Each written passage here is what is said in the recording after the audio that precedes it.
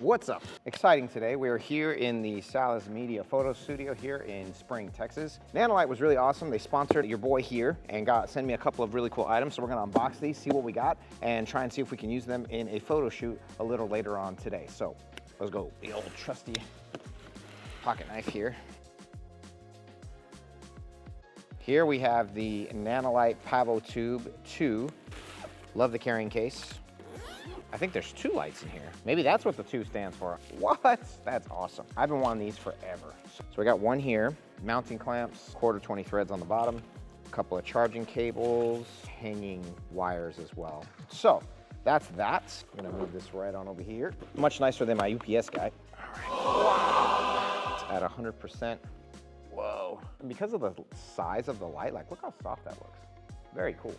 So a common misconception that I do want to get out of the way, since I got you here and I got your attention, light softness has nothing to do with diffusion. It's about the size of the light in relation to your subject. So if you put a tiny little light and you put a bunch of diffusion caps on it, that's not going to soften the light. It's going to diffuse it more, so it might kind of give you a little bit different spread, but it's not softening the light, all right? So if you want to learn more about this, I'm going to start doing classes here pretty soon, and I'll give you guys more info. So here is the other thing that's in there. So this is the Nanlite 120C, and so this is a full RGB LED light.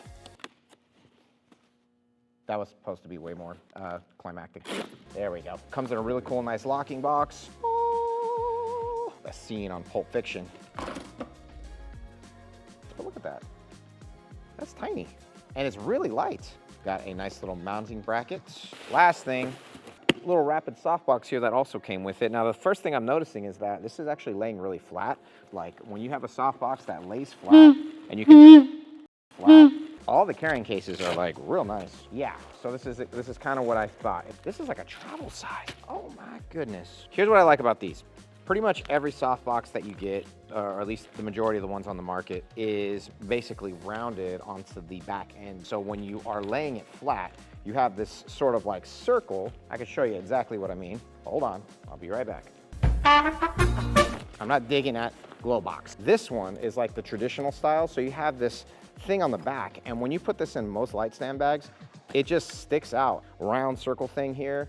It does make a difference when you travel. So when you have something like this that lays flat in its travel, that's a big advantage.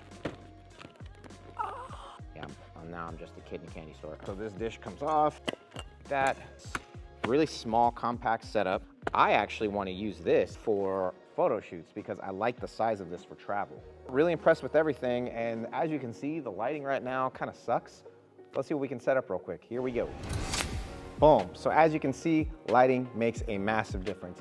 I got both of the tube lights up on the sides with the RGB mode turned to blue. I have my main light up here with the softbox on it. Very nice. There's actually a grid and it's USB-C, so I learned that as I was putting all this stuff together. Don't judge me too harshly. I've never used the tube lights before, but we're gonna figure out kind of how to optimize and utilize these to the best of their ability. Nanlite, thank you so much for sending me the RGB lights. I've been waiting such a long time to have a cool lighting setup like this, and it's a great time with the new studio. So Nanlite, let's get to creating.